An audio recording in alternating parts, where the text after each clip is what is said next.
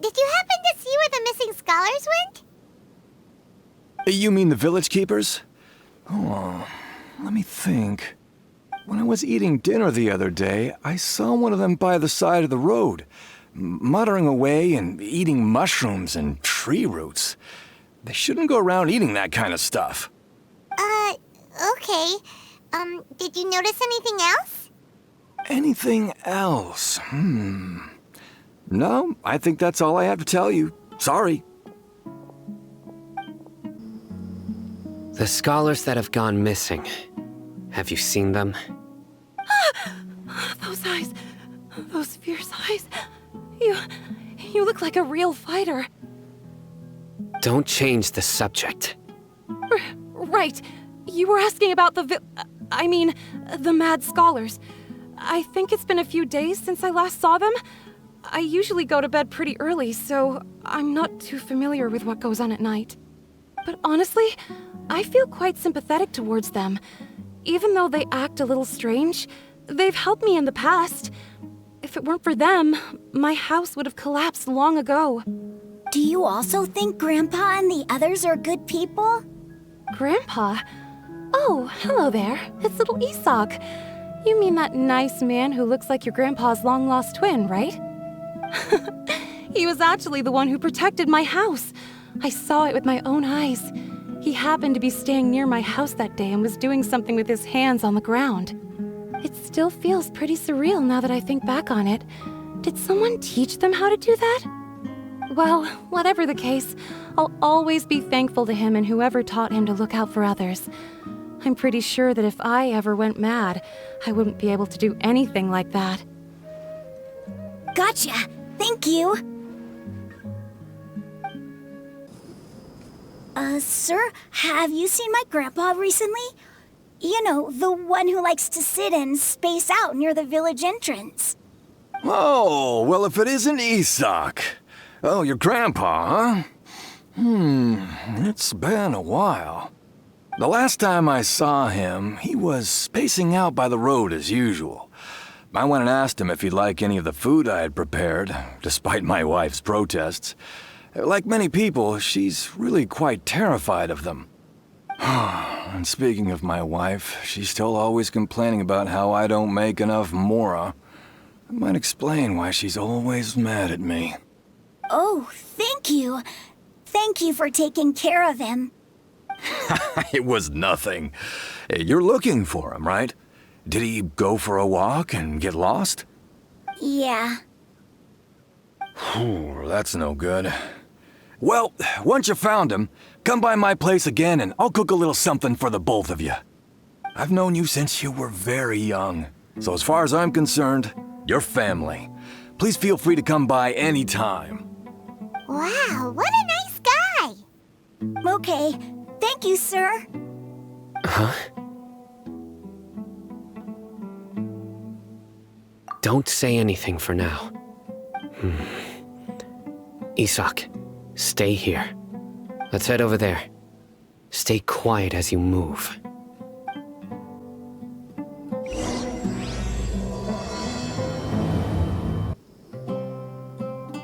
Listen, see if you can make out what they're saying. Have you heard? The mighty King Deshret, the sovereign of our faith, will soon return to this world. Yes, of course I have. King Deshret is the one and only true ruler of this land. I've never believed in any other gods. Still, you say he's coming back, but it sure doesn't feel like life's about to change around here anytime soon. What's your proof? Haven't you noticed? The village has been getting more deranged scholars than ever. Delavar was saying that many people also went insane just before the fall of King Deshret's civilization in ancient times. We don't quite know why, but it seems like there's some sort of connection between insanity and King Deshret. Isn't it a sign of King Deshret's power that all the mad scholars have disappeared? If you ask me, they must have been chosen as the final sacrifice for King Deshret's resurrection. Huh. Now that you say it, that does make some sense.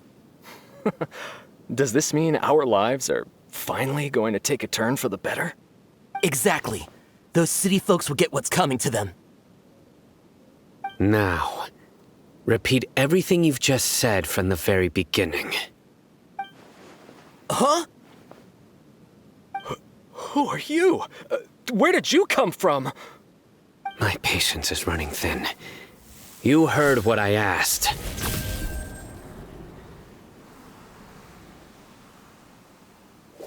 Yeah! Bro, this guy's something else. Just look at his eyes. One wrong move, and he's gonna flay us alive. Let's not get on his bad side, okay? I am no match for this guy. Oh, okay, good sir. What is it you would like to know? Tell me about King Deshret's resurrection. Well, I only know a few things from hearsay.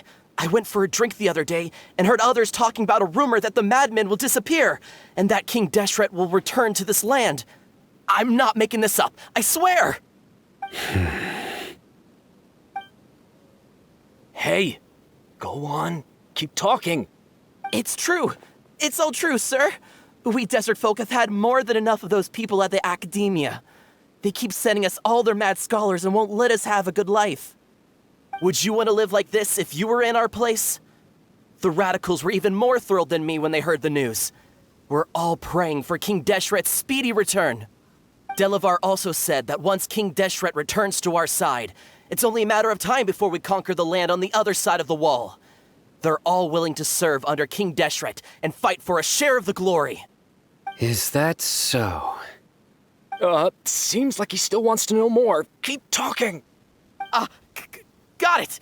At first, I told myself it was just the drink talking, but then all the mad scholars vanished without a trace, just as the rumors said. Please don't beat me up just for mentioning these rumors. If I'm guilty, then everyone else around here is also guilty. I'm just saying what the others said. The people here really like King Deshret, but dislike the Dendro Archon. Where is this radical person you talked about? I haven't run into him over the past few days, so he probably hasn't been around the village. What about you, man? Have you seen him at all? No, not at all. We wouldn't dare lie to you. He's really not here right now. Sounds like you're not too close with the radicals. No, of course not. All we know are their names. I have many ways to stop you from talking. And many others to stop you from sending warning messages. So you'd best just stay home and hope I don't hear of you trying to contact anybody. Don't do anything until I've gotten to the bottom of this. Try something foolish, and even Candace won't be able to protect you. Yes, got it. We'll do just as you say. That scared Paimon half to death. Sino is pretty terrifying. He didn't try to reassure us at all. It's like he's used to hearing that. Oh, Paimon bets lots of people have told him that before. I heard that. Sorry. It's part of being a Matra. The rumor we heard just now seems like a strong lead. But we need to check a few more places. Very well. Isak! I'm here. Where's your grandpa's house?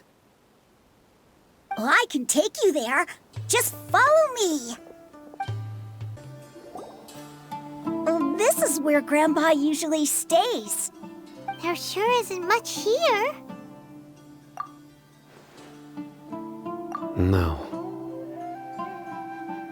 Incense? Please don't say it's the same one as before. But are you okay? Are you getting dizzy or need to lie down? There's a scent that you can sense, but I can't. A certain traveler here once passed out from that smell. Thankfully, Tainari saved the day. And then he gave us a long lecture to explain all about how it worked. So, you know Tainari? Huh? You know him too? Are you two friends? Yes. Now that I concentrate, I can also make out the scent of incense. Wait, surely Tainari didn't lecture you too? No, no need. Did you first encounter this scent at Tainari's house? In the forest. From a scholar.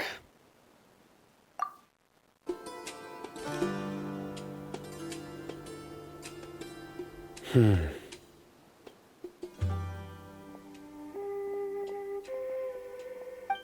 are you looking for, Sino? Here it is. Take a look right here. Paimon doesn't see anything. Although the traces have been completely buried in the sand, there are footprints here. From the size and shape, they belong to an adult male. This pattern is a common one from this area. Local shoes. This was probably someone from the village. The scent is quite faint, but still extant. The footprints head in that direction. But who would come looking for Grandpa? He doesn't have any friends. We'd have to ask whoever lured him away with the incense. Huh? So you can lure someone away with just a scent? Hey, what's wrong with liking good food? Everyone's got something they love in life. Exactly. Most scholars are fond of incense, since the smell supposedly helps them clear their minds and discover new knowledge. Even deep within the clutches of madness, they still yearn for their knowledge-seeking days, and will follow the scent whenever it presents itself. No, Grandpa. So someone's taking advantage of their weakness? Huh. Still, why would anyone want to abduct all the scholars? Are the rumors really true? Could the disappearance of all the mad scholars have something to do with the radicals? It's highly likely. Please, you have to save my Grandpa. Grandpa's never done anything wrong. Please help him. Sounds like we'd better help get him back. Don't you worry, Isak. We won't let whoever took him get away with it. Let's head to Aru Village and inform Candace and the others about what we learned here. After that, we'll set off to find the scholars. Right. The darker fabric definitely looks a lot better. That'd be my choice, too. We're back, Candace! We've got a lot to tell you. Ah, welcome back. Sounds like everyone's friends already. Oh, Dia's here too! You bet. So, everything goes smoothly? Reasonably.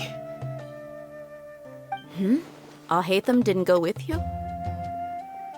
We haven't seen him at all. Huh. I saw him around the village entrance earlier and figured he was investigating with you. I guess he must have gone off on his own. Did you find out anything useful?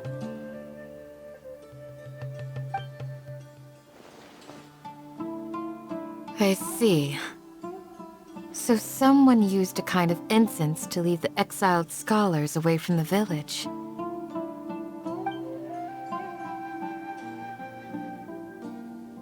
The resurrection of King Deshret? First I've heard of it. Far as I know, the kind of incense you just mentioned is only popular beyond the wall. Scholars are fond of it, but as you can see, there aren't many scholars still studying around these parts. No seller would be able to make a profit here. Not to mention making incense is a labor-intensive process. You won't see anybody in the desert with the patience to make or sell something that requires that kind of effort. It seems someone from beyond the wall must have been supporting this. Makes sense. So what should we do then?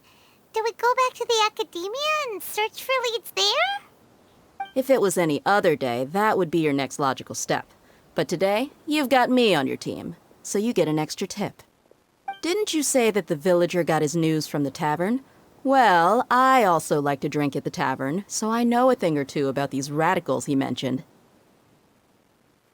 If Paimon remembers correctly, the leader of the radicals is some guy called Delavar. Ah, yeah.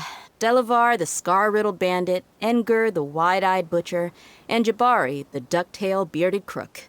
The whole lot of them are known around these parts.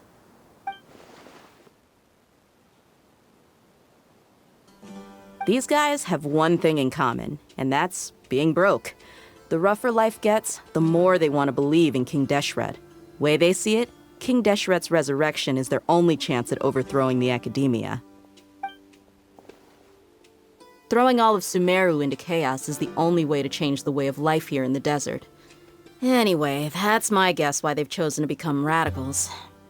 Tia! You're amazing! You really know this place inside and out!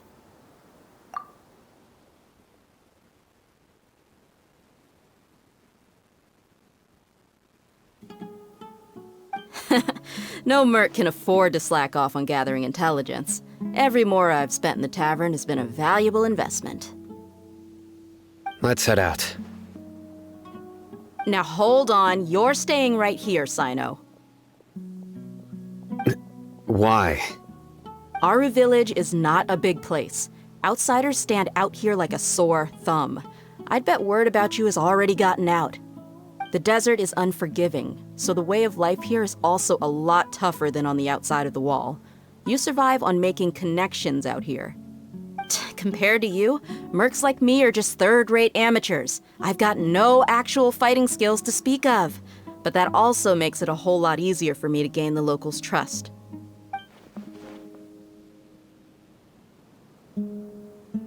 I need to go around and ask some questions, but it'll be difficult if you're with me. Fine. Good, then we've got a plan. The Traveler and Paimon will go to Caravan Rebot with me, and we'll try our best to figure out where the mad scholars have been taken. Sino, you'll have to stay in the village and continue investigating on your own. All right, sounds like a plan.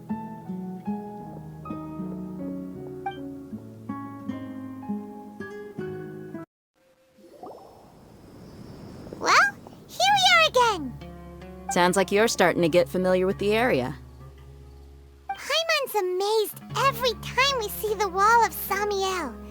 How can a wall this tall even exist? It's almost unreal. I know what you mean. I had the same question every time I walked this way when I was a kid. Also, why is this high wall here? And can a wall really block sandstorms? It was only after I grew up that I realized the wall of Samiel isn't just there to keep out the sandstorms. It serves a more important purpose, keeping out people like us. Sumeru is run by wise and mighty sages. To them, us desert dwellers are nothing but tools that can be used and discarded at their whim. We're cheap labor, like livestock, but easier to control. Nothing more. Even if a child from the desert got the chance to obtain an Akasha terminal, almost all their requests for knowledge would be denied. The Academia believes we're underserving. Geniuses like Sataria are one in a million. The other children never get a single chance to try and rewrite their fate, even though the Academia knows very well that we're humans, just as they are. That's terrible. I would tear down this wall with my own hands if I could. Hey, Dia. You're not thinking about doing anything scary, are you? No, not at all. This place just gets me thinking, that's all. Besides, we're here to procure information, aren't we? Yep, we gotta catch those... Shh. Caravan Rebot is crawling with people, so be careful what you say. We don't want anyone to find out what we're here for. Our mission started the moment we arrived here. Let's go check out the tavern. Maybe we'll find someone I know.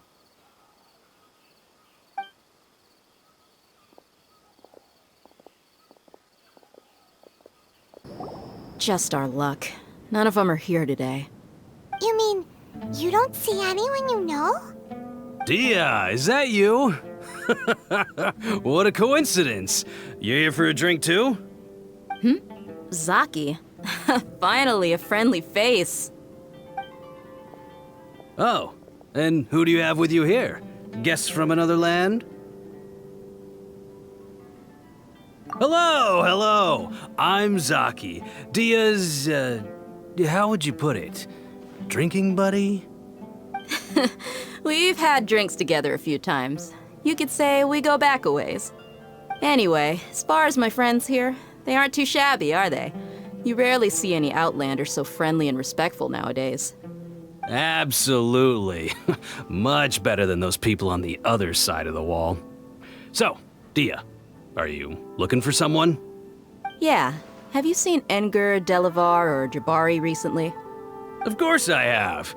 Matter of fact, we were all here drinking together just a few days ago. I've got a spice trading deal from another nation. I thought maybe Delavar and his friends might be interested. Know where I could find him? Ah, how thoughtful of you. Then I assume you also know that Delavar's been having a hard time making ends meet these days, so you came here to help him out? Hey, keep it down. Let's just say I prefer to keep this deal a secret.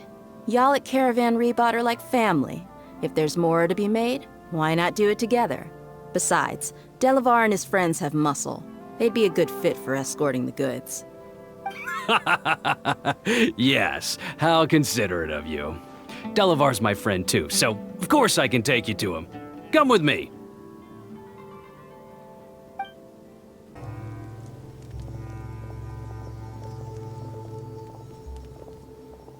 Are we there yet? Yep, this is the place. This place is practically deserted. What are they doing in a place like this?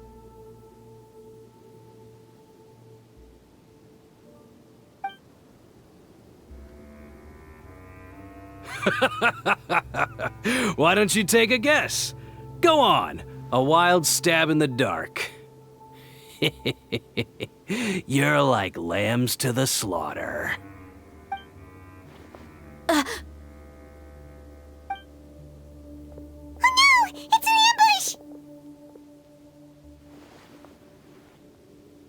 ambush! What's this all about, Zaki?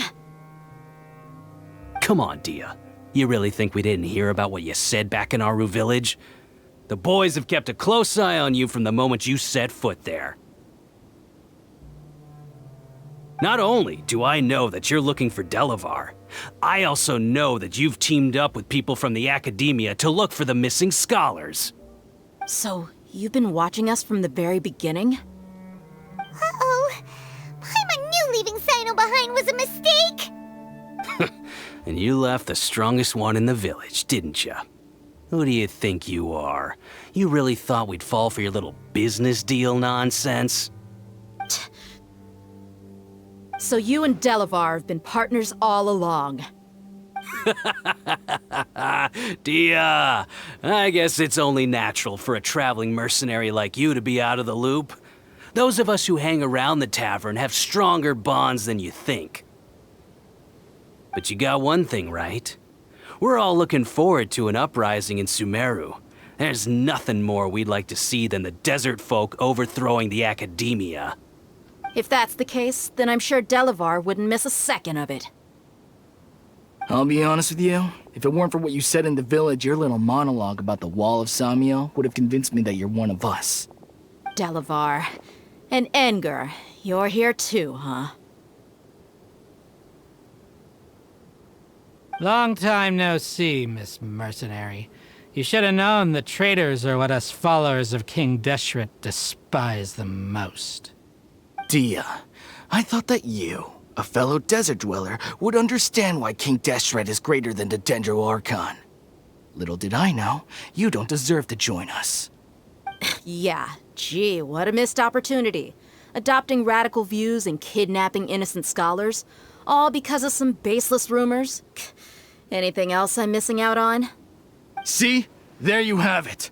Mercenaries are just a bunch of faithless scum with only one thing on their minds. Mora.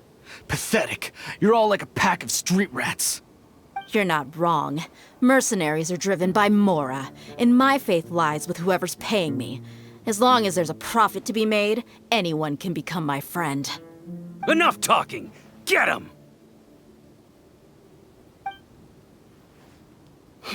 Just as I expected. Let's teach him a lesson, traveler.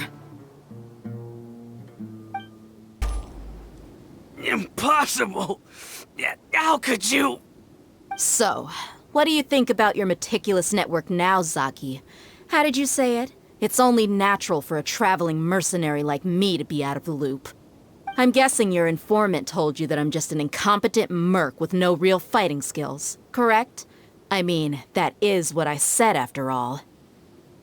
And of course you would believe everything he reported. The only thing you know about me is that I'm a mercenary, but you've never seen me in action. Even though you heard we went to handle monsters together, you believed that Candace was the only one doing all the real fighting. That so-called Flame Mane is just a fraud. She admitted it herself. She just uses her connections to gain the trust of others. That's what you thought, right? Ugh. You lied in the village because you figured that we'd have people watching you. And you were stupid enough to fall for it. I figured as much the first time we drank together. You all thought you were so smart. Pathetic. Okay, that should be all of them. Whoa! So you've been planning this since we were in Aru Village? No task can be done without preparation. I just happened to notice a couple suspicious-looking people while you were out investigating. Oh, but instead of catching them right away, you let them report back. Those two who were snooping around were just a couple small fries. If we want to get the real catch, we have to be patient and give it some time. Oh, you mean the funny name she mentioned back in Uncle Ampu's house? The wide-eyed butcher, scar-riddled bandit, Paimon can't remember them all. That's just a bunch of drunk talk. Edgar and Delavar like to talk themselves up when they're drinking. Edgar, the wide-eyed butcher, and Delavar, the scar-riddled bandit, are the nicknames they came up with for themselves. Alcohol has a way of making people share what they really think. So Edgar and Delavar are always rambling in the tavern about how King Deshret is a superior deity. What about Zaki? He's just a numbskull who fell right into our trap. Zaki was probably the best hidden of them all. My initial plan was to find Delavar first, and then try to track him down. That's what you wanted to ask when we were at Uncle Anpu's house, right? Jabari is one of the villagers you talked to. You know, the one who wanted to treat Isak and his grandpa to some food. Wait, so he's a radical too? No, he isn't. I just needed to tack on a random villager name to make the eavesdropper think that I was making some wild guesses based on my impressions. Wow, what a genius idea! Well, that's an expert mercenary for you. Ah, you're too kind. It was straight from the usual playbook, if I'm honest. So, that thing you were saying before, is it really true? About what? About how mercenaries only care about Mora, and that anyone's a friend as long as there's a profit. Does that bother you? What makes you so sure? Dia, do you dislike the Dendro Archon like the other desert folk? You two are pretty sharp. No, I don't have anything against the Dendro Archon. I've heard a lot of nice things about the Lesser Lord from Dunyarzad. I can understand her devotion and gratitude. Dunyarzad's just an ordinary person. There's no way a god would be so involved in the lives of everyday people, unless they were truly compassionate. I've begun to realize that the sages are behind everything that's happened recently. The radicals' blind belief in King Deshret, making the Dendro Archon out to be an enemy. It's all the academia's trickery. But I see through it all. And unlike them, I can never be hostile towards anyone who's never done anything wrong. Dia. Anyway, looks like we're done with business here. Traveler, lend me a hand. Let's tie him up and bring him to the village.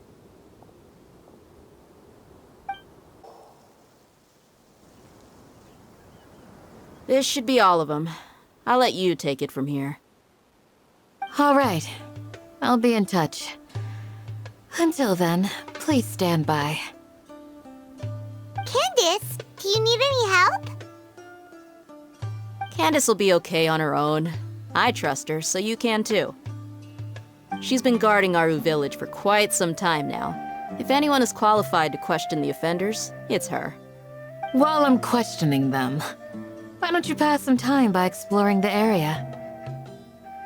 I'll meet you back here tomorrow morning, Traveler. As for these idiots, let's just hope they live to see another day. Hey, Dia!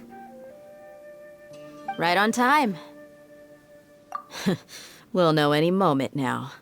Paimon's been wondering. You seem to know Candace pretty well. Have you been friends for a long time? We've known each other for some time now. She's a pretty interesting person. Even though she's an extremely strong warrior, she never misuses her powers against others. Oh, Paimon knows what you mean. Like a lot of martial artists say, never take the fight outside the ring. Yep, I guess you can put it that way. It takes strong convictions to be as dedicated as she is, and shoulder that kind of responsibility. Us mercs, on the other hand, we pretty much live from one day to the next. Well, Paimon thinks you're great too. Really? Thanks for that.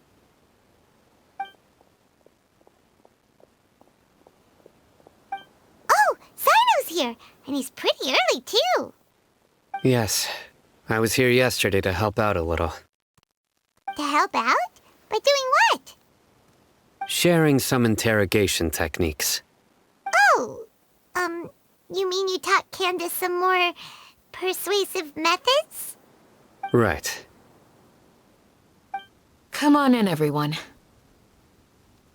Come on, let's go inside.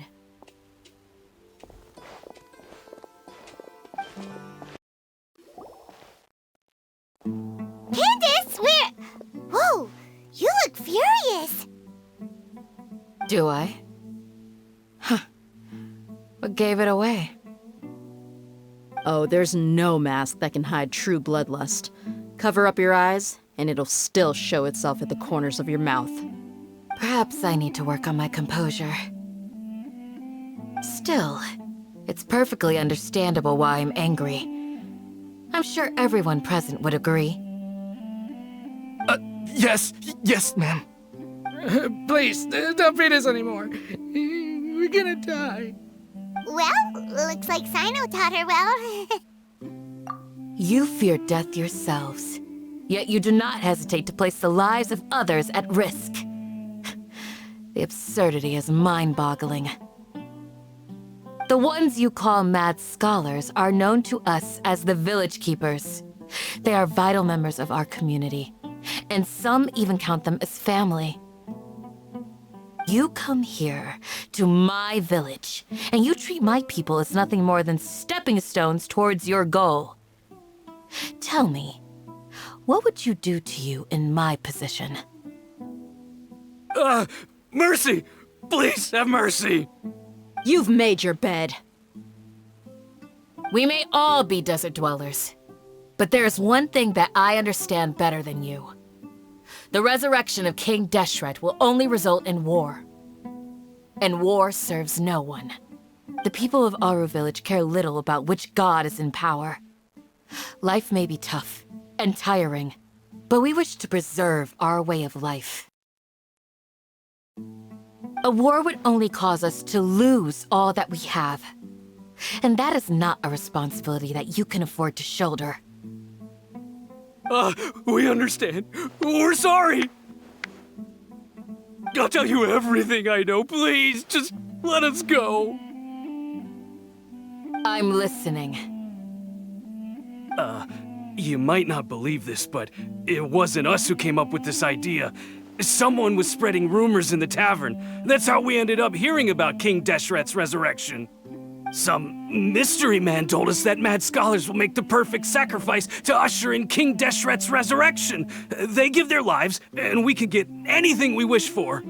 They're called Village Keepers. Slip up again, and you'll regret it. Yes, sorry. It was all that mystery man's doing. He told us to spread the word about King Deshret's resurrection, and talked us into helping him. In return, he said he'll help facilitate the resurrection process. I'm not sure. That's one. Huh? One what? Strike. You get a total of 3. Then, you die by my hand. Wait, I'm telling the truth. We don't know anything. It was all him.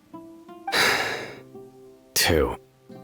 He got us to lure them out of their houses in the night with some kind of incense. We take them to a junction outside the village. Then the mystery guy takes them from there. You gotta believe me, please. I'm telling the truth, I swear. Just ask them if you don't believe me. That was indeed the truth. Traveler, go on.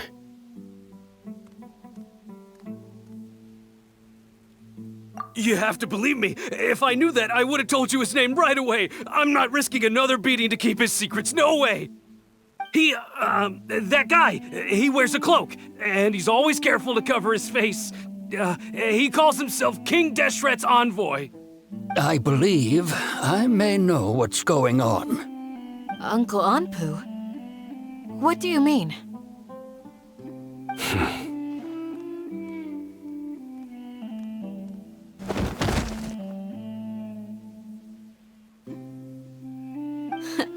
Smooth. Okay, speak. If my suspicions are correct, this mystery man they speak of could be from the academia. Some time ago, people from the academia attempted to take the village keepers away. I refused, insisting that they are part of our community. It strikes me now that this secretive character shares the same goal they had.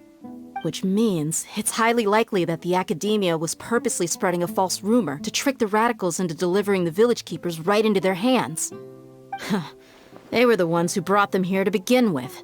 Now they're trying to take them back? We aren't gonna let that happen. Not the academia again. Just as I thought. But what could they want with the village keepers? People are nothing but tools in the eyes of the academia. A change in their plans likely means they found another way to exploit the scholars. Regardless, our top priority now is locating the village keepers. You're right. Isak is still waiting for news on his grandpa. Time to go. Let's leave the village and try to track them down. Yes. Pack up and get ready to leave. You got it. Candace, I'll let you deal with the radicals. Leave everything outside the village to us. All right. Let's meet back here once everyone's ready.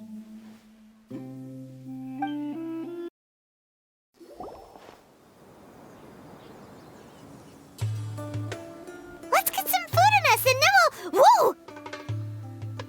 Where did you come from? Well, as you can see, I am merely sitting here and reviewing what we have deduced thus far. You were gone for ages, and now you're suddenly sitting here musing to yourself? Where have you been anyway?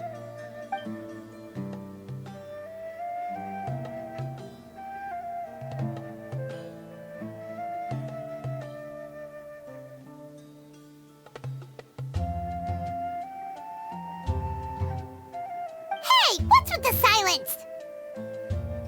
You never think things through before asking questions. I'm giving you some time to make up for that. Paimon's so mad! Paimon's gonna give you an ugly nickname!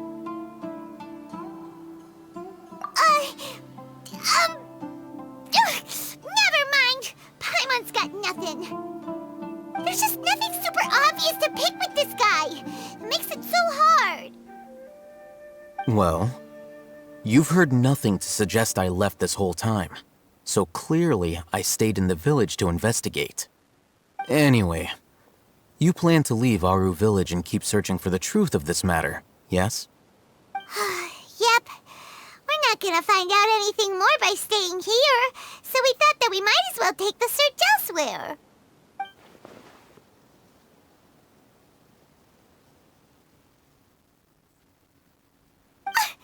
Enough with the silent treatment! No. I'm just surprised that you decided to team up with him. Arhontoth, you haven't helped us out at all ever since we arrived at Aru Village. Bold of you to question our choices. Yeah, you're all talk! While you were investigating, I had my own work to do, which I've now finished. Really? Paimon doesn't believe you. To be honest, we aren't really a team, so I have no obligation to inform you of my whereabouts. Not to mention that going separate ways allowed me to find some important information that you all had missed. Huh? Right here in the village? Correct. What did you learn? I'm going to take you to someone. But before that, you need to understand where she's coming from. What does that mean? How do you think the residents of Aru Village feel about what we're doing? In other words, do you truly believe every single word the villagers tell us? You mean some of them lied to us? Hiding the truth does not necessarily equate to lying. Again, these people have their reasons. Remember what Candace said? Most people in Aru Village don't necessarily care which deity is in charge of Sumeru. That's because whether King Deshret or the Dendro Archon has power is of little significance to them. By contrast, the perils of their daily lives are ever-present concerns. They won't simply share everything they know with you without good reason. That's why you believed there was no further information to be found in this village. Glad you're following along. Among those you have talked to, there's someone who was consciously keeping you out of the loop. In fact, she's been observing your every move since you arrived. The reason being, to someone who only wants to live their life in peace, any external factors introduce unpredictability into the equation. Those eyes. Those fierce eyes. You look like a real fighter. Don't change the subject. It's quite obvious that she's intimidated by Sino's authority and strength. Right. You were asking about the mad scholars. She corrected herself mid-sentence because she's aware that there are King Deshret fanatics in the village. If she sounds too friendly towards the village keepers, she could easily make herself the radicals' next target. I think it's been a few days since I last saw them. I usually go to bed pretty early, so I'm not too familiar with what goes on at night. Remember? She made a point of denying her involvement in anything that occurs at night. But honestly, I feel quite sympathetic towards them. Even though they act a little strange, they've helped me in the past. If it weren't for them, my house would have collapsed long ago. After speaking to the village chief, it became clear that the village keepers had protected Aru Village at night. In other words, the young miss was very much awake during that time. Then why would she lie? By getting involved with an outsider, she risks drawing unwanted attention to herself. As for why she might be so wary about all this, maybe you should ask her. I'll pass on this one. You said that she is afraid of me. If so, it's best if I stay out of this. We're on it! Miss Shawnee, as we discussed earlier, I've brought someone with me. Mr. Arhontoth, I'm aware of where you stand, but how can I make sure that your friends think the same as you? Huh? What do you mean? We need to clarify our stance or something? Go ahead and talk to her. You'll get the answers you want. Go on. Earn her trust. Is it really that simple? May I call you Traveler? Hi, Traveler. I want to ask you something. Do you think the resurrection of King Deshret can truly change Sumeru for the better? Why's that? That's very similar to what Miss Candace says. I know you two are friends. That's why I'm willing to talk to you, even though I do have some reservations. Before, I wouldn't even have the courage to ask something like this. Traveler, do you believe our lives will get better? Yeah! We came here from another nation, so it isn't wrong of you to be weary. And we aren't really residents of any one nation. But even so, we've met lots of people from different places, and we've always fought for what we believed in. We have friends in Sumeru, and we want to help them. That's why we decided to stay here for a while.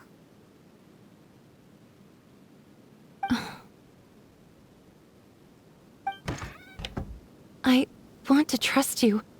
My apologies for posing my questions like that. To be honest, I didn't expect you to come back for more information. Al-Haytham told us you have your reasons.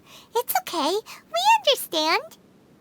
The fact is that only one side of my family is desert folk.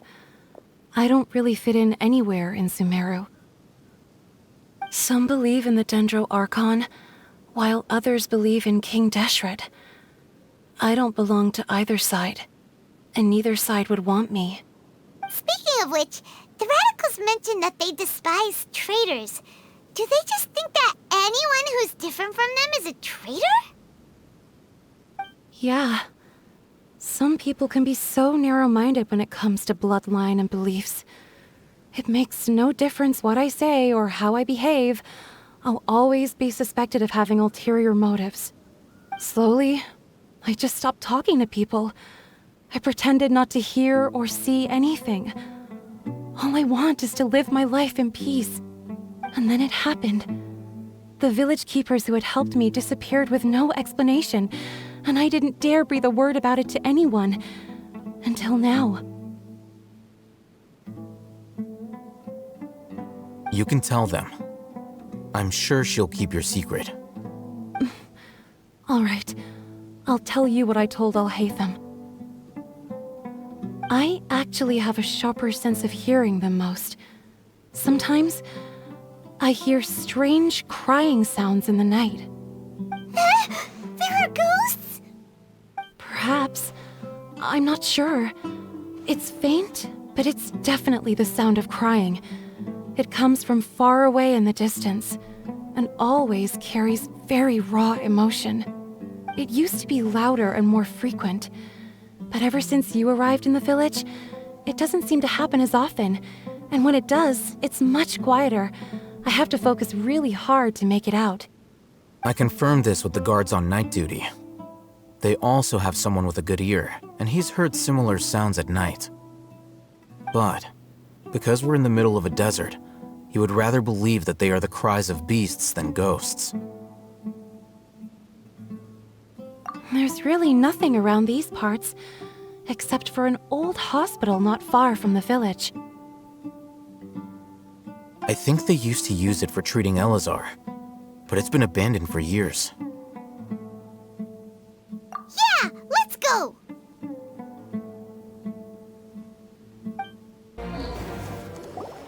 Whew. They were easier to deal with than Paimon had expected. Super strong bandits? Or monsters taller than buildings dropping out of the sky? Or, something like that. He looks super serious. We gotta stay on our A game too. This is the one.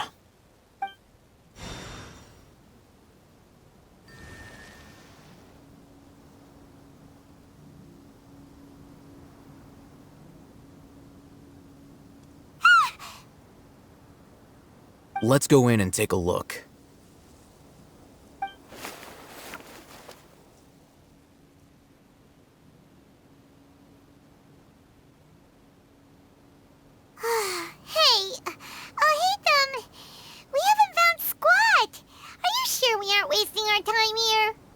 patience.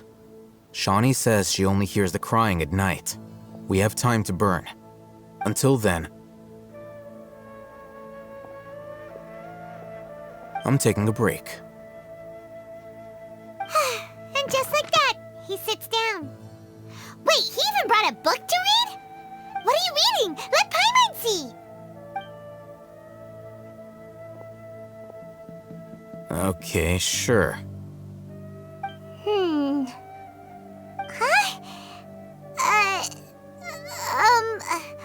The natural position, which is the positional propensity of an entity in natural motion in contrast with an object in forced motion? Huh?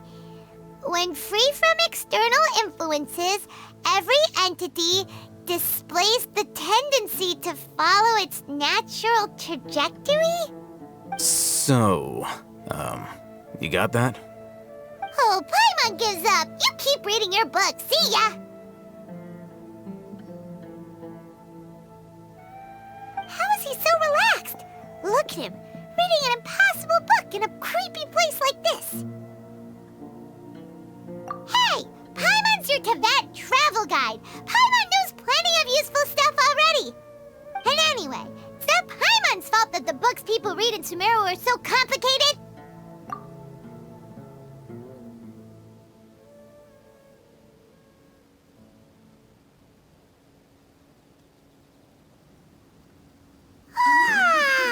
Paimon's getting so sleepy. Huh?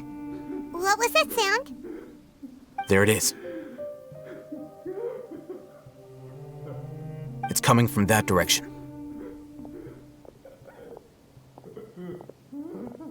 Is the sound coming from here? Huh. Paimon's not seeing anything.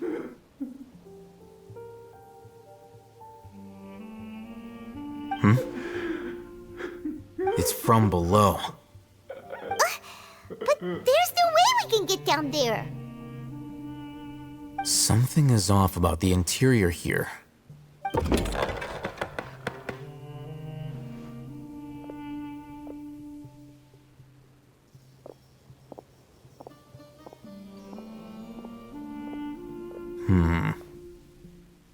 As I thought, there's a hidden structure. Wow. It's like they tucked another hospital into this one. Oh, it looks like there are other mechanisms around here. Let's keep exploring. Huh? Look, there's someone over there. Good idea. Let's approach him slowly without alarming him.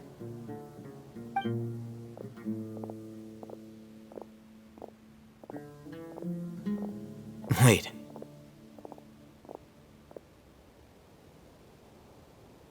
You're...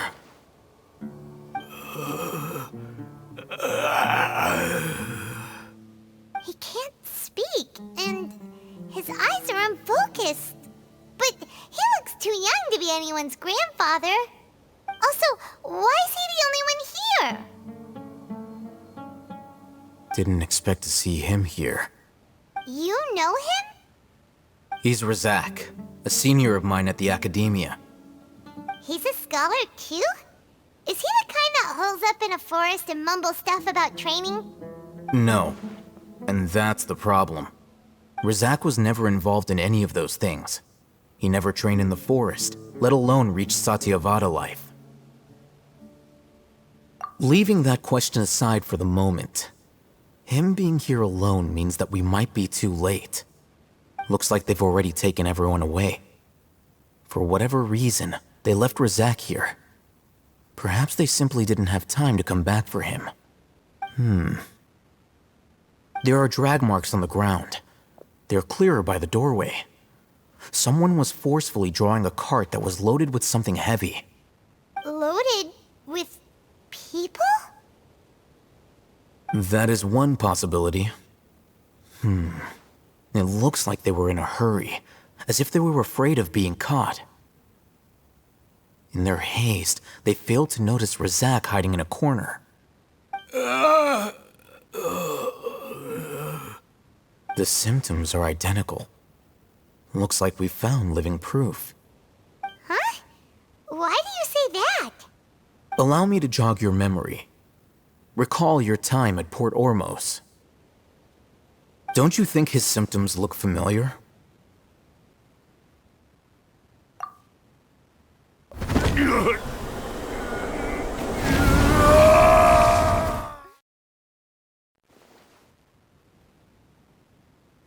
Oh, now that you mention it, they're acting the same way. Correct. The Academia is behind all of this. It isn't difficult to deduce their rationale. First, the Academia spread a false rumor of King Deshret's resurrection, emphasizing the role of the village keepers, the mad scholars who were exiled to Aru village. These rumors were all the persuasion that the radicals needed, and those based in Aru village leapt into action. Unbeknownst to them, of course, through rounding up the scholars, they were actually helping the Academia. As well as being able to exploit the radicals for their own ends, this scheme has one further advantage to the Academia. All the risks and responsibilities are offloaded onto King Deshret's followers. Life for the desert dwellers has been brutal ever since King Deshret's death all those years ago. Beneath the surface, feelings of desperation are widespread. Many would give everything they have for the prospect of something better. Anyone looking to exploit that for their own ends simply needs to make a few empty promises. Even if complications arise, people will see that those involved are all followers of King Deshret and look for no further explanation than differences of belief. A deep-seated mistrust of the desert and everyone in it by the rest of Sumeru will make sure of that. The notion of an Academia plot wouldn't even cross their minds. It may seem like a simple strategy, but it is able to work wonders under Sumeru's current circumstances. Oh, that makes a lot of sense. It's in line with the village chief's theory, too. But there's still one very important question. Wasn't it the Academia that brought the scholars to Aru village in the first place? Why does it want them back now? Throughout this process, one thing has changed. The scholars' identity. First, they were scholars. Then, they became lunatics. After that, they were exiles.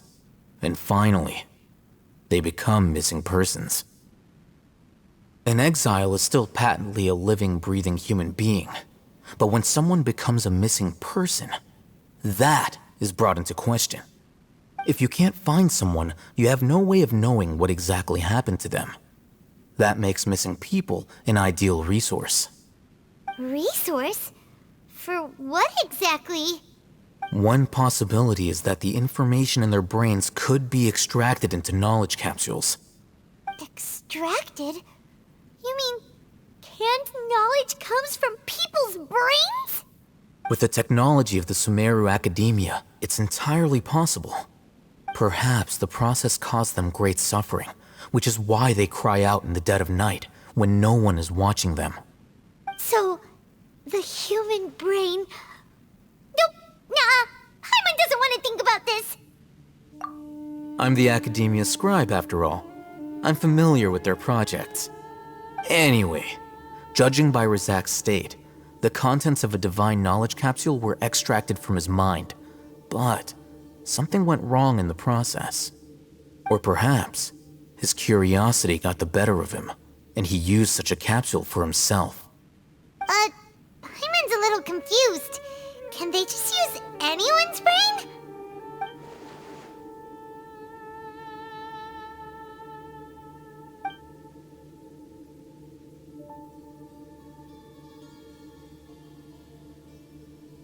The look on your face tells me you've realized the answer. That's right. To some scholars, gaining knowledge about the gods is their entire life's pursuit. Extracting canned knowledge is just one of the extreme measures they turn to. However, I can't help but wonder, what do they seek to gain from divine knowledge? The Academia is going out of their way to look for forbidden knowledge, but what is their ultimate goal? I've spent quite some time trying to analyze the contents of the divine knowledge capsule, but to no avail. It seems like my way of thinking is too different from theirs. You mean you're not even slightly interested in getting your hands on this forbidden stuff? All scholars seek to expand the horizons of knowledge, but I'm not particularly interested in gods, so I don't share their degree of zealotry. Extracting information from people as if they were lifeless objects? If this is the direction of academic progress, then the academia may as well shut its doors. Sounds like you're really against all this. Of course. The academia's actions run contrary to their rules. Whether it be academics or knowledge, everything has its boundaries. If those lines are crossed, the rules and order that govern everything in the world will be destroyed. This matter needs to be corrected, just like fixing a typo in a book. Wait, didn't you step in to help because you felt sympathy for those poor people? Not to be callous, but no. My criteria are a little more restrictive than that. There is no shortage of suffering in Sumera, and the same can be said for the rest of Teyvat as well. What do you plan to do about that? Save every last person? Probably not. Paimon's not sure. You can say that. Simply put, I don't blindly place my faith into strength or heroism. I do what I want. The Divine Knowledge Capsule is something I want to investigate in full. That doesn't mean I'm willing to take action for the sake of a few strangers.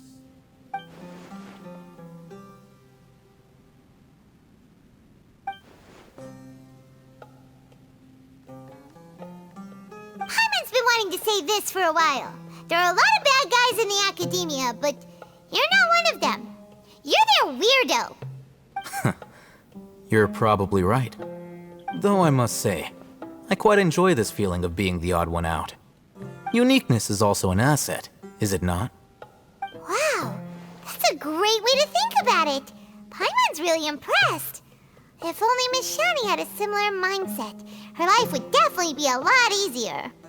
I'm just a more likable person than her in general. There's nothing more to it than that.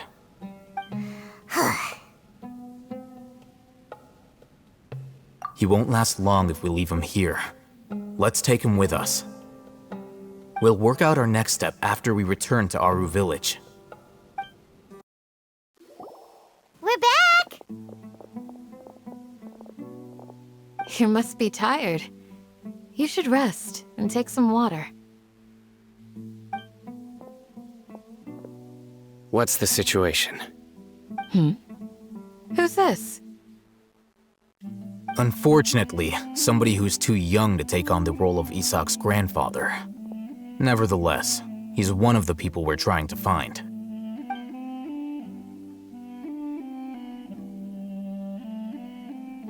So, at one point in time, the abandoned Elazar Hospital served as the academia's site for extracting divine cant knowledge.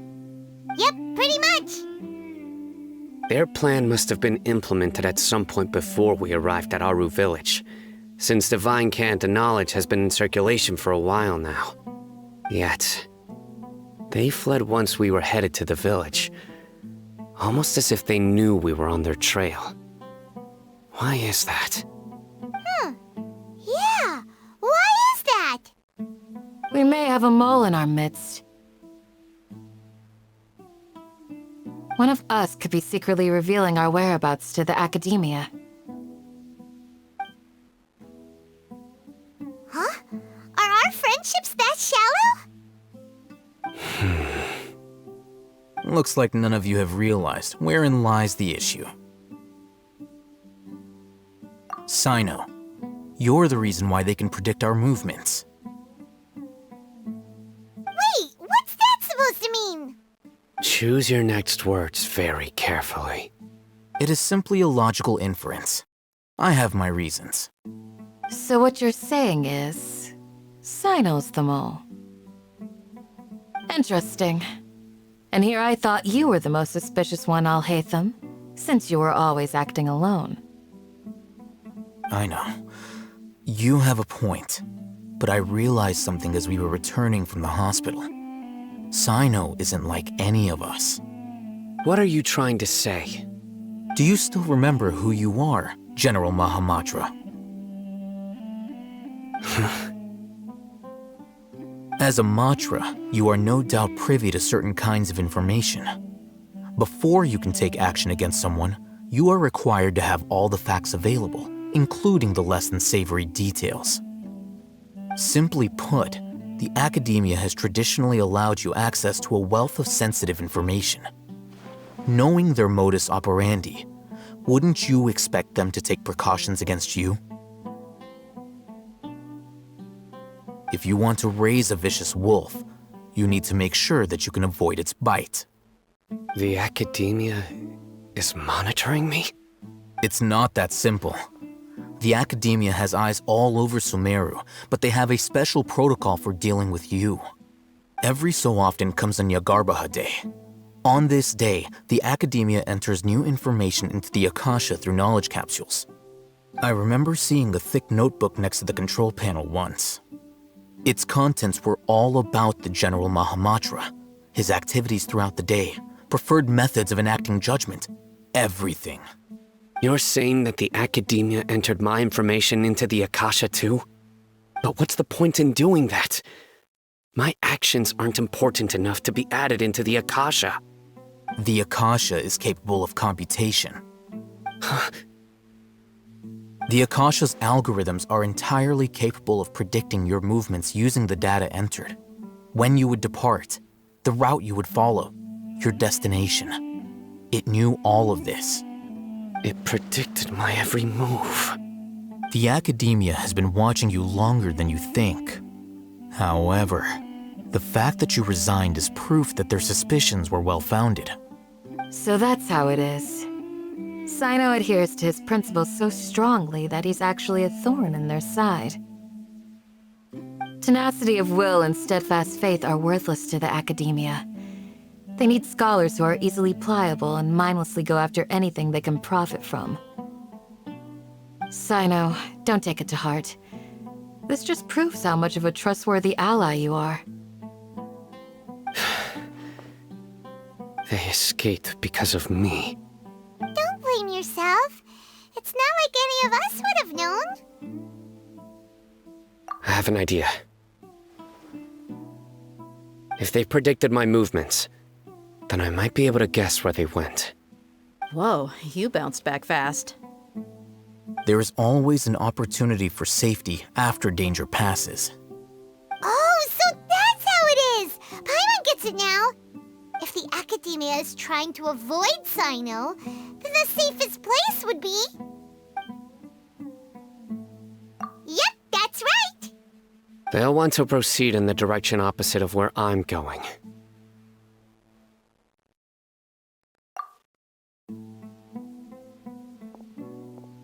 I must go. There's also something I want to investigate. Let's go, guys! After him! Please, wait! I want to go too! You want to go too? If so, you have to promise you'll stay safe. I want to find Grandpa. I promise I'll be careful and not cause any trouble. Everyone, I leave him in your hands. Yay! Let's go! Remember to pack some food with you! Paimon feels like we're missing someone, though. So, where do we go from here? Yes. After leaving the village, we should head straight toward the desert. There's something here. What's this? It's buried in the sand. Looks like we'll need to roll up our sleeves and do some work. And Paimon thought running around everywhere was already enough work. Okay. So, we have to dig it out? Whatever's down there looks like it's buried really deep.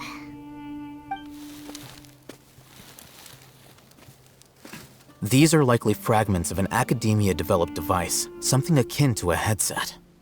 Looks like there were more than one village keeper. They must have been escorted this way because there are device fragments scattered around here. Let's split up and search the area. Chances are that we'll find other things nearby.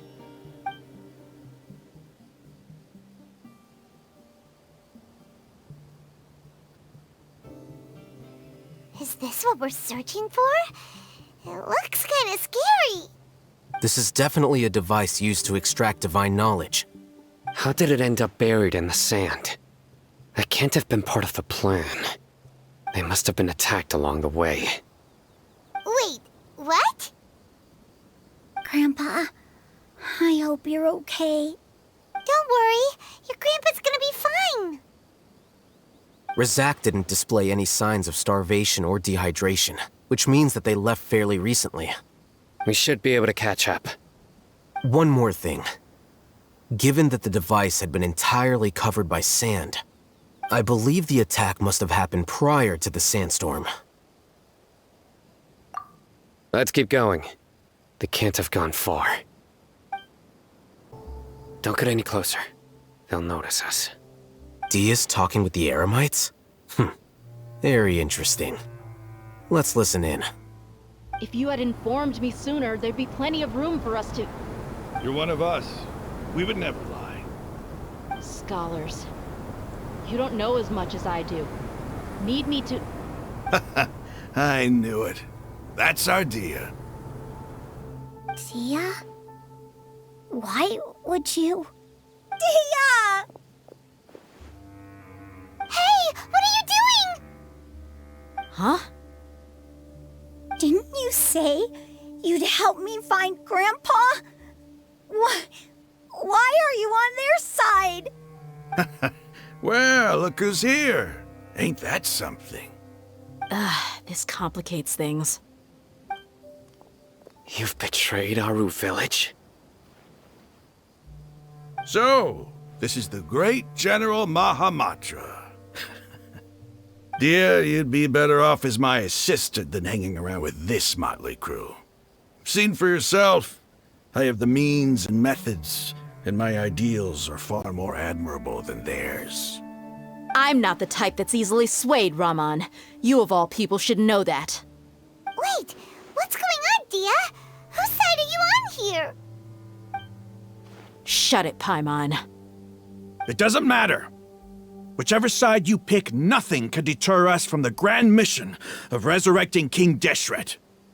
Once our Lord of Old returns to this land, we will have a new beginning.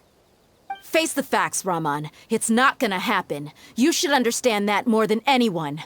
Have all your years as a merc taught you nothing about placing hopes in a ruler?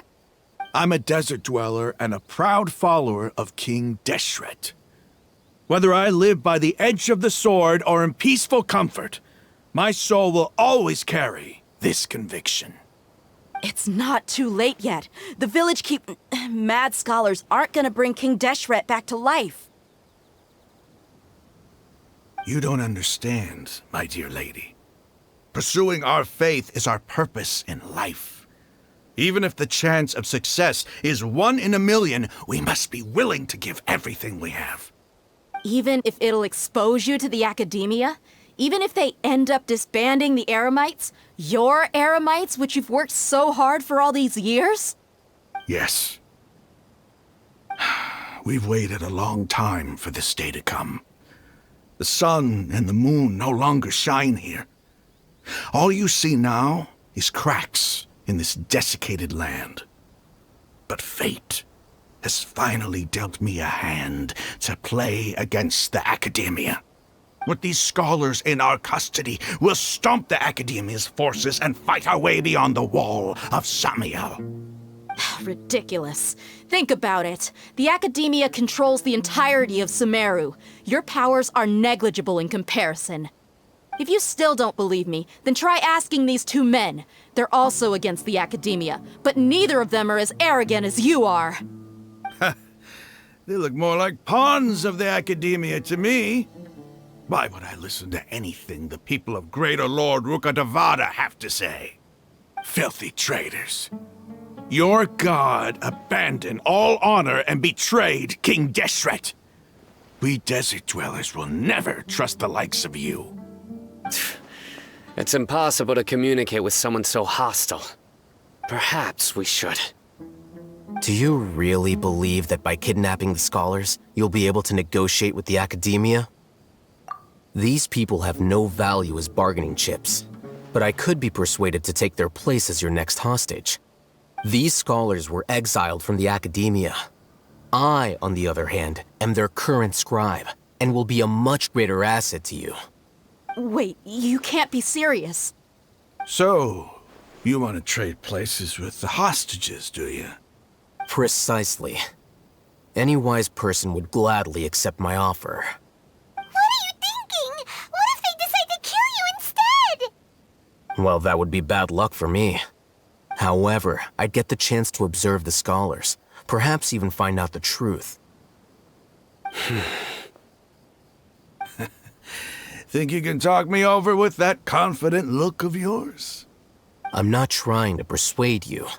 I'm using this as a means of joining forces against the academia. You are the scribe. What do you have against the academia? Not all desert dwellers believe in King Deshret, and the same applies to the academia. Why must all knowledge seekers approve of the academia's way of doing things? You academia scum.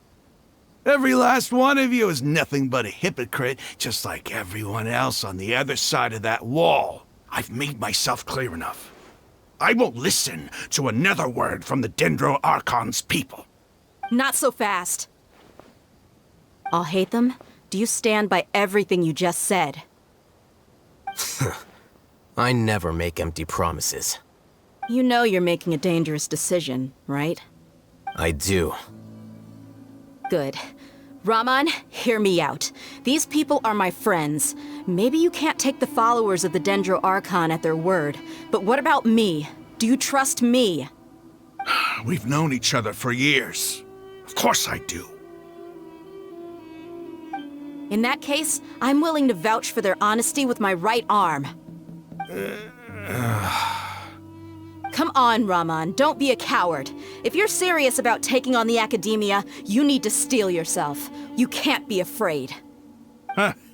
An arm from the Flame Mane. You've piqued my interest. But what if you refuse to oblige? What should I do then? No one's a fool here, Dia. We're mercs. And mercs don't tend to live long unless they have their wits about them. You're not wrong, but this is different. I promised my friends that we'd bring back the village keepers together. Let's do it right here, then. Give me your right arm as proof of your resolve. Don't listen to him! He's not even trying to negotiate! He just wants to make things more difficult! That's fine. Are you crazy? We came here to save lives.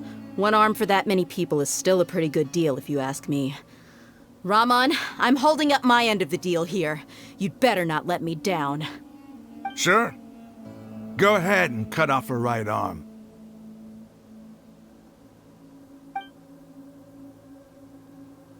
No! Dia! What are you gonna do? Think of something! You don't have to go this far. That's not for you to decide. Do it! Dia!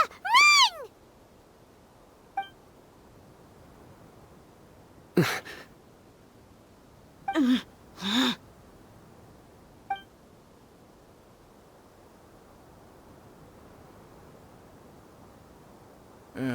Stop!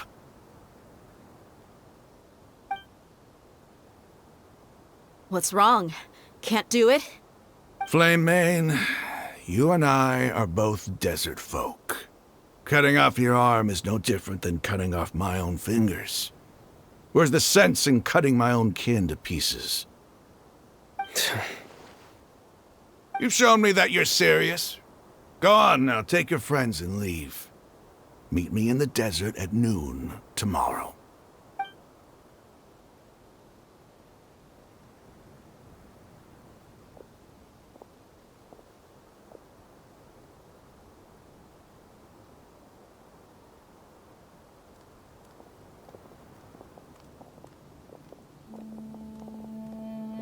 Phew.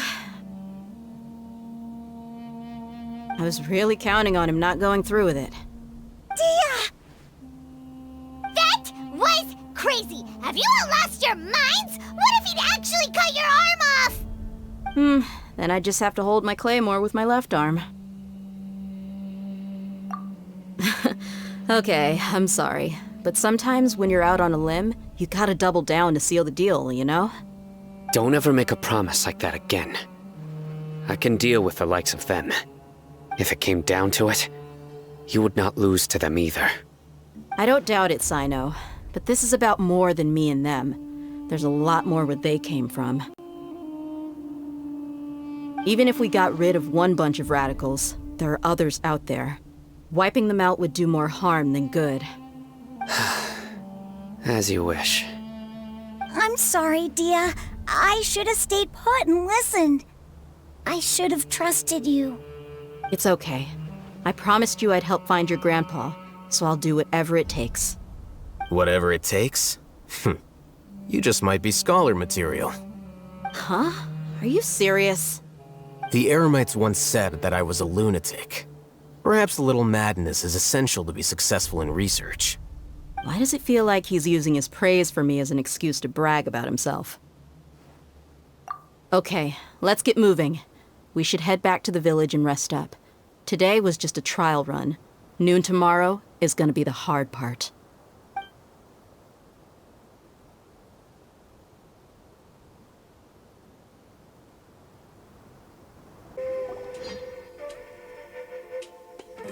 You're all here so early. Looks like we have everyone here. Isak, are you sure you want to come with us? I'll watch from a safe distance. Dia, I want to be there to bring Grandpa home. Okay, let's go then. Dia, wait. What's the matter? I heard that you were quite reckless yesterday. No more of that today, understood? Or I'll be very upset with you. Fine.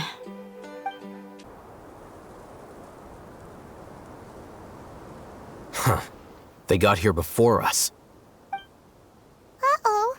Is it because Paimon overslept by 5 minutes and held everyone up? Is everything ready? Absolutely.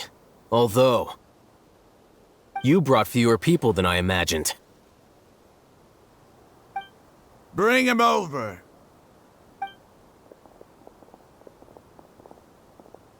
Grandpa! Why is there only one of them? Rahman, I've always thought of you as a man of his word. What's this about? It's a one-for-one exchange. Sounds fair, don't you think? And let me put it this way.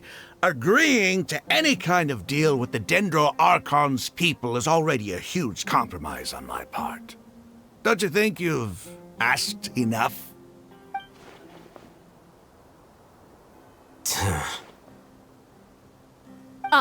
You stay right there!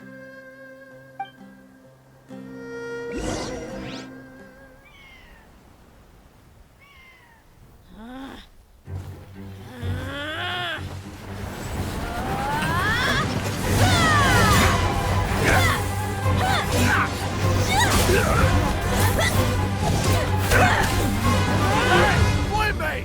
What do you think you're doing? Grandpa! Don't you see this blade here? You coward! Why are your hands shaking? Wait a second! It's a earthquake!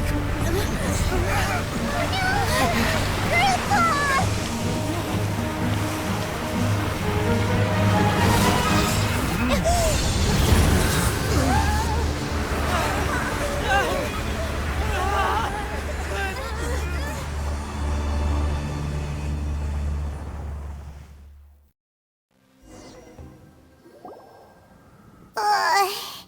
Paimon's dizzy.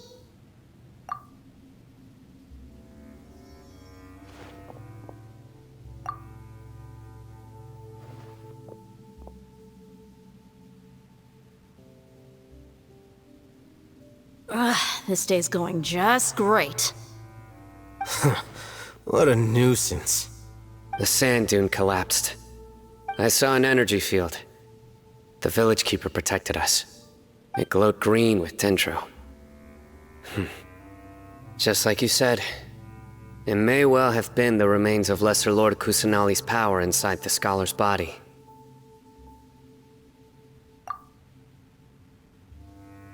The Dendro Archon. The present one. Grandpa? Grandpa? Oh no, he's getting confused again. Hey, look around you. Did there used to be a temple here?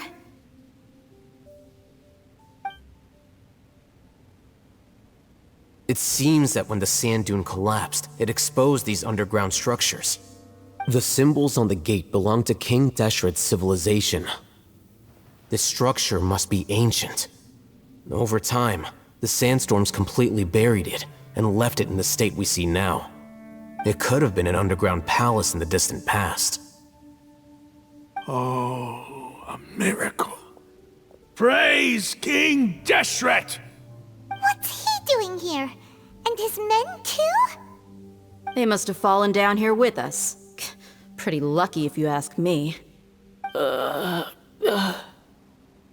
Most of them seem in really bad shape. Except for him. He got off lightly. Mind your head. No, this isn't the time for conflict. Our exalted lord has shown us the way to his sacred palace. He's not actually gonna go in there, is he? As it happens, I want to take a look inside too. What are you doing? Don't you think it's curious? 1 minute, Lesser Lord Kusanali's power protects us from harm, and the next, remnants of King Deshret's civilization appear. 2 major deities are vying to showcase their power to us. It would be a shame not to witness them both. Paimon thought you weren't interested in gods. Indeed. In my view, gods are just a higher form of living being, or creature, you could say. New discoveries are always worth investigating. Whether they have anything to do with gods is neither here nor there. Raman, what are you gonna do about your men? I'll just let them lay here. King Deshret will take care of his people. Right now, I'm going inside.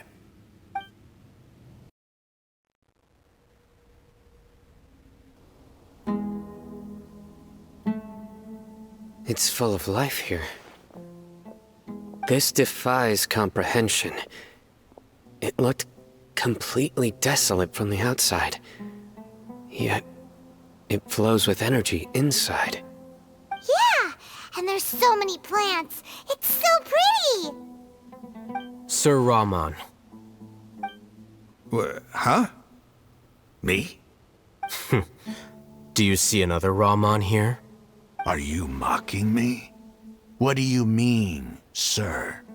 Interpret it however you want, but there's something I'd like to draw your attention to. While this structure is clearly left over from King Deshret's civilization, the energy that flows in here is that of the Dendro Archon. Whatever you say. It's not like I have a vision. There's nothing to be angry about. Think of this as an academic journey. It does seem kinda strange. If that's true, then we might have to explore this whole area to find an explanation.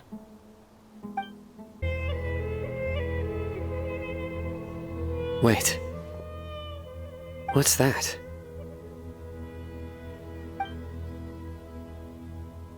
A load of flowers. And it looks like there's something among them. These are King Deshret runes. They left something behind. Yes. It's an elegy written in an ancient script. What does it say? Here lies our faithful priest Kasala. His wisdom is a miracle among the people, deserving of high praise and admiration. You can read ancient King Deshret script? Of course. Every student needs to master at least 20 languages before they graduate. He's not serious, right? There's still something off about this place. The elemental energy here is too concentrated. The scent of life. Is it trying to tell us something? Is this it? Analyzing.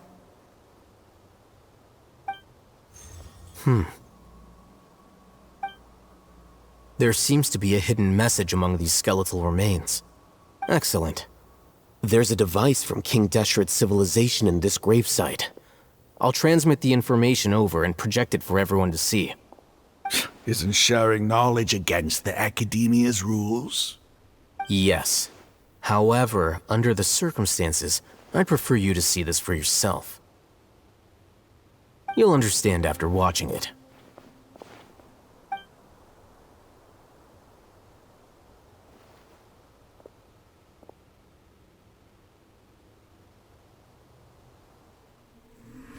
Civilization is born of knowledge, but so too can knowledge be its demise.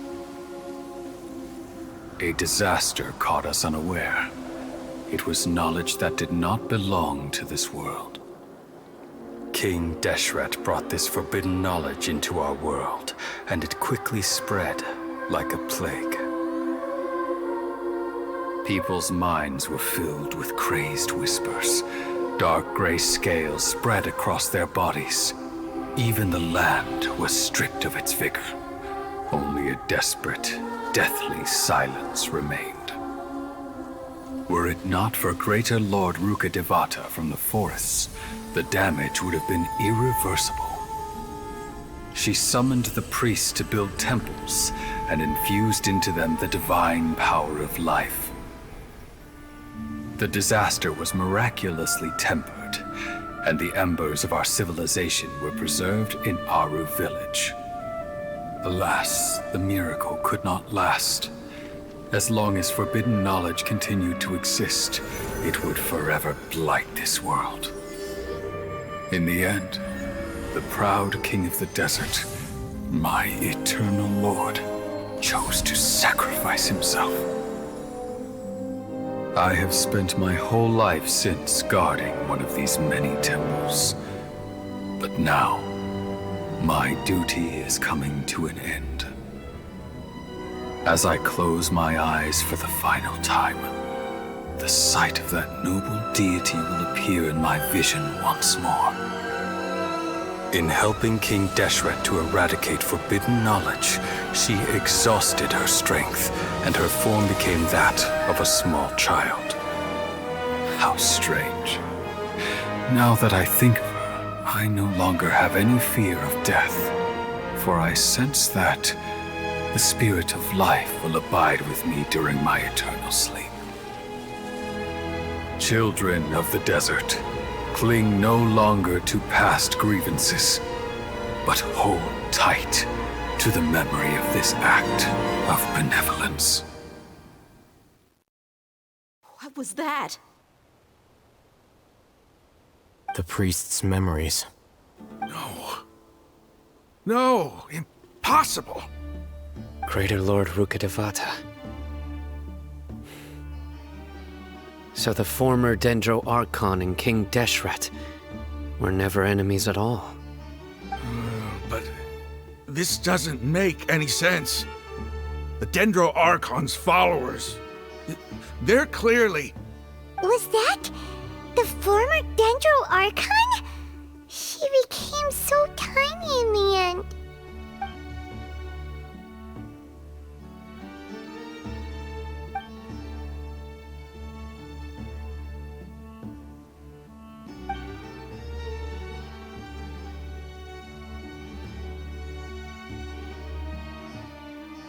You might be distrustful of the Akasha, but there's no reason for you to doubt King Deshret's technology. You've just witnessed his priest's last words. I've never heard about any of this before. The surviving followers of King Deshret all gathered in Aru village. Our god did not make mistakes. We refused to believe any of the rumors. King Deshret's death The all but total annihilation of our civilization. It was all Greater Lord Rukkhadevata's doing. We saw her as nothing more than a traitor, who stabbed us in the back in our moment of crisis. Just like us humans. Fighting, feuding, double-crossing each other to survive in the desert. You were blinded by your prejudice.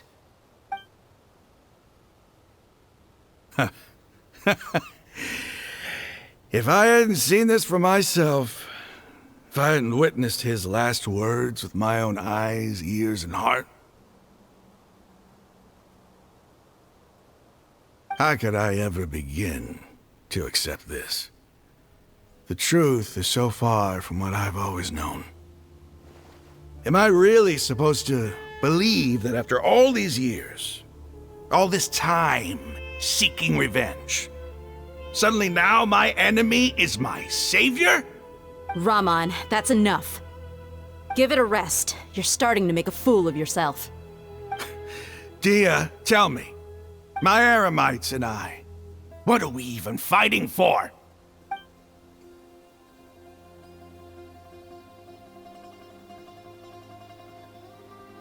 Hey, how you doing? I'll live. Thanks. I should probably go. Can't just stay here forever. What's your next move gonna be? Oh, I know what you're going to ask. I feel deeply ashamed of everything I've done. You'll get everything you're asking for. But please, give me some time. After everything that's happened here today, somehow I need to explain it to the others. It's not gonna be easy. Well, I guess that's for me to deal with. Dia, this is where our camp's located. Make a note of it. When would be a good time for us to go?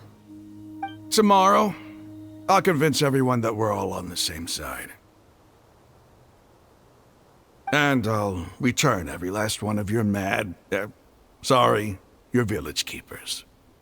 We'll share our other resources with you too.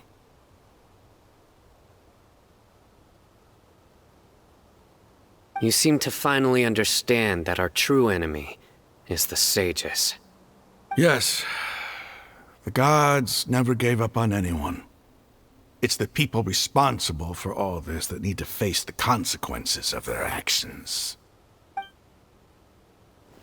That must have been rough, but he seems to have figured things out now. Raman's no fool. Being the leader of your own faction in the desert is no easy feat.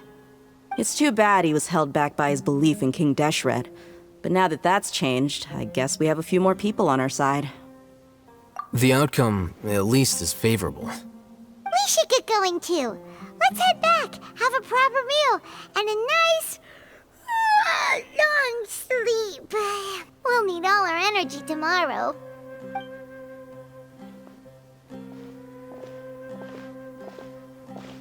Sino, we're leaving! Stop yelling.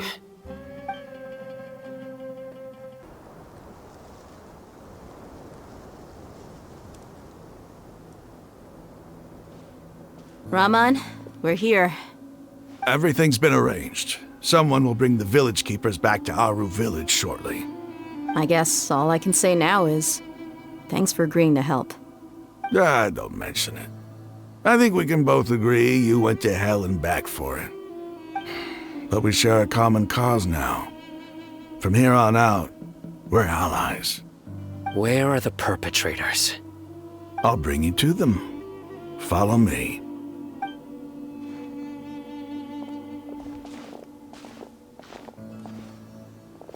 So these are the people who kidnapped the village keepers. Oh no, it's the scribe! There's no need to yell. No one can help you now. We've been all over the desert trying to find you! That's right.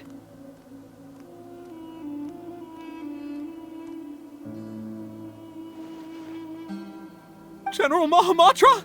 No, no. Make it quick, please. Swift and painless. Whoa. The moment they set eyes on Sino, they turn pale like they've seen a ghost. You should have known that I would be coming for you. Wait, we were just following orders. You know what I'm talking about, right? There's no way we could have done all this by ourselves. No, not Sino. He's gonna tear us limb from limb. I could do worse. Please have mercy. Start talking. Otherwise, I'll have to resort to other methods. So, your superiors have kept you quite busy recently. Why? What are they trying to accomplish? They wanted to extract canned knowledge. Don't play dumb. You know what I'm really asking. They extract divine canned knowledge. Then what? I really don't know how to explain it. Well, you better start talking or you'll be sorry. You don't want to make things any more difficult for yourself, do ya? Be my guest.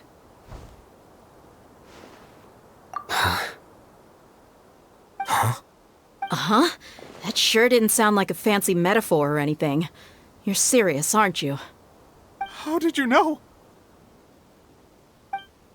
There's no use hiding it now. Yes, you're right. The Academia is working on an important and potentially world-changing project. They are creating a new god. A god that will belong to them and to the people of Sumeru. It may seem as if Sumeru's academics are thriving, but ever since the death of Greater Lord Rukkhadevata, scholarly breakthroughs have been few and far between. The withering of Irminsul has been getting worse recently. The sages have tried everything they could think of, but nothing's worked. I'm always hearing them say things like, if only Greater Lord Rukkhadevata was still with us. Continue. And then, someone from the Fatui showed up. They called him the Doctor. He brought a gnosis and said he wanted to borrow the Academia's research facilities. The Doctor was previously expelled from the Academia. At first, the sages looked down at him in disdain. But when he said those words, everyone's expression changed. He asked them, "Do you wish to create a god?" This is what the arrogant ignorance at the extreme end of academia looks like. First, the Academia spent a long time constructing a divine vessel, which was based on an exquisite humanoid puppet. After that, they harvested dreams via the Zeb-Zerus Festival Samsara, maximizing the Akasha's output. With the Doctor's help, and the Akasha now functioning at maximum efficiency, they were able to use it to extract the power from the Gnosis and convert it into a divine core. Next, they decided that their new god needed to possess divine wisdom. For that to happen, they needed a huge quantity of divine canned knowledge. It adds up. But how do you determine whether the knowledge extracted is of divine origin? Call it an educated guess? The Academia has been trying to figure out the exact source of the scholar's madness for centuries, but to no avail. Nobody can explain the cause of this phenomenon. Surely you can see what that implies, Scribe Al-Haytham. If it's knowledge no mortal can comprehend, then it must be something only gods are able to decipher. In other words, it's the source of the God of Wisdom's omniscience and omnipotence.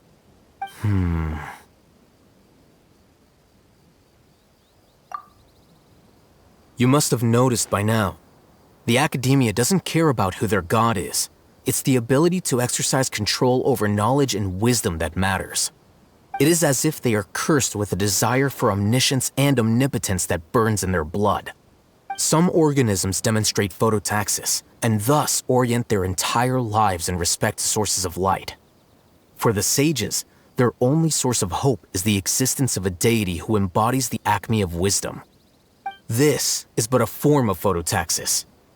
For many scholars, the absence of a god of wisdom means stumbling in the darkness for the duration of their lives. Then what does Lesser Lord Kusanali mean to you? Is she not a true god present in this world? If you already have a new god, why try to create another one? From the beginning, the Academia has never treated her as a god. When the Academia first discovered Lesser Lord Kusanali, the newborn god of wisdom, the sages hoped that she would be as wise as Greater Lord Rukkhadevata. But upon evaluation, they found that at the time she possessed no more intelligence than any ordinary human child. The sages never had a ruder awakening. This forced them to accept that Greater Lord Rukkhadevata had indeed passed away. Not to mention that Lesser Lord Kusanali's gnosis had been used to power the Akasha this entire time. By herself, she has neither an Archon's raw power, nor the spectacular insight expected of a god of wisdom. Slowly but surely, people began to forget about her existence. So, this is the path the sages have chosen.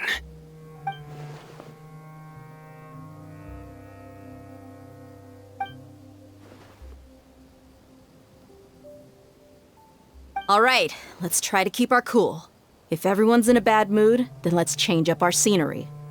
Raman, give me a few men to help us escort the village keepers back to the village. And these 2 scholars, they're coming too.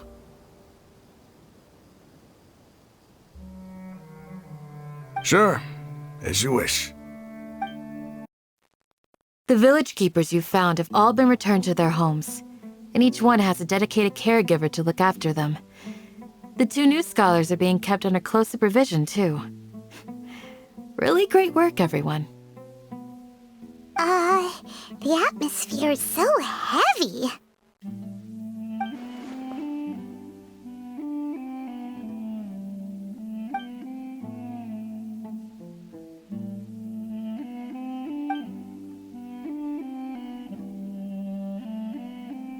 Hey! Say something! Stop spacing out! Come on, is there nothing left to talk about? In that case, let's all get some water and try to think about something else. Or I can go fetch some snacks. Oh, Paimon's so coming with you! Do you have any plans, Traveler? Gods above, you're not talking about work, are you? So you were still withholding some information?